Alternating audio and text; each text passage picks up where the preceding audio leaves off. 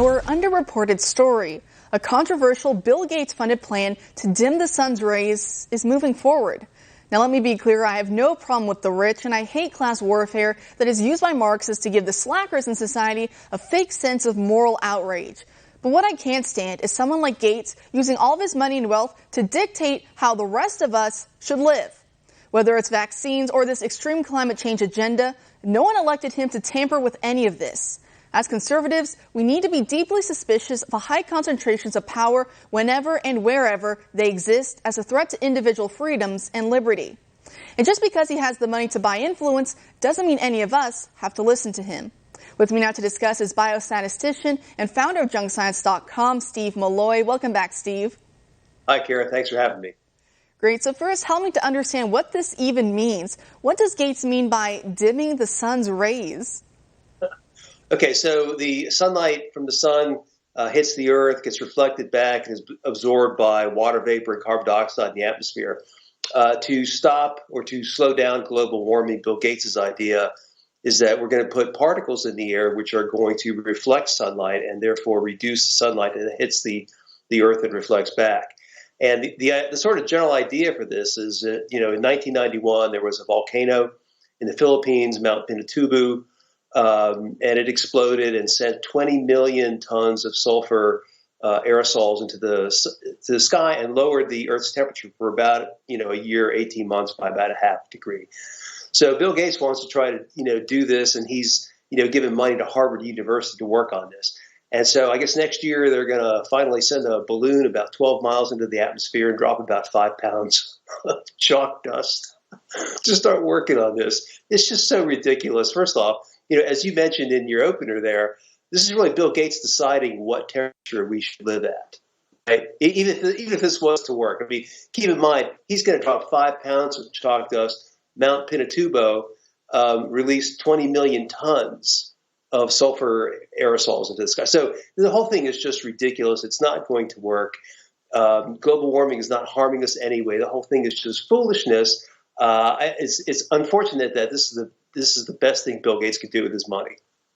Are there any potential side effects that you could see? Any long-term damage that could happen, or do you think it's just going to blow up in everyone's face? Well, I mean, certainly nothing is going to happen from his experimentation. But just the notion that you want to blot out the sun. I mean, if you blot out the sun, you're really sort of blotting out life on Earth. I mean, it's where, without the sun, there are no plants. Without the plants, there's nothing. So, and we as I said earlier, we've had very little warming, and there's no reason to think that whatever future warming is going to be catastrophic. And he's just this really sort of pedestrian mentality person trying to solve a problem that probably doesn't exist. With there's no chance it's going to work, none. And the thing is, at least when I look at it, that climate is something that is so complex and nuanced that when you have one man just kind of going out there going rogue and just shooting dust and chalk and whatnot into the atmosphere, that's quite concerning. And also when we look at Gates, he's behind the lockdowns, the vaccines, it just goes on and on and on. We're seeing a lot of rise in tyrannical behavior, I'd put it, especially during these COVID lockdowns. Would you agree? Oh, yeah. I mean, every state governor is now a tin pot dictator. And I mean, it has brought out the inner totalitarian in all these people. It's really disappointing. I'm hoping that as we go forward in elections, these people all get thrown out of office for their conduct during COVID. I mean, these mindless shutdowns have destroyed the economy, wrecked lives, wrecked careers, wrecked businesses. They're causing all sorts of mental stress on people. All we really need to do was, protect the people who are most vulnerable. And we haven't really done that either. So the whole thing's just been a disaster. Whether it's COVID or climate, there's a deeper idea behind it all. And of course, a lot of that goes back to the Great Reset that we've talked about, a lot of these international groups that are trying to push people such as Bill Gates. So when you look at Joe Biden, for example, if he does, scary enough, if he does get inaugurated next month, could you see him using any of his emergency powers to start enacting some of these intense restrictions? Well, yeah, that's kind of worrisome. And some in Congress and the Greens are recommending that Biden use emergency powers, such as to shut down fossil fuel production or fossil fuel exports, mandate electric cars, send even more money to wind and solar rent seekers. Yeah, I mean, he could do quite a bit of damage. And as you know, Congress has not been very effective recently. The court's not really very effective.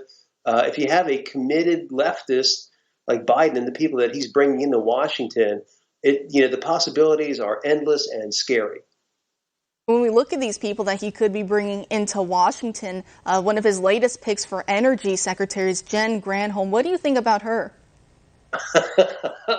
Well, there is a great editorial in today's Wall Street Journal about how when she was governor of Michigan, she wasted hundreds of millions of dollars on one failed green tech project after another. She has no idea what she's doing. She is, the Secretary of Energy is largely in charge of our nuclear weapons arsenal. What she knows about that is zero. She doesn't even really know anything about investing in green tech because all her picks were losers. I mean, we are in trouble. If that's an important job, we're in trouble. Steve, always a pleasure. Thank you so much for joining us tonight. Here, thank you. And when we come back, it's time for our Tonight in History Spotlight. You won't want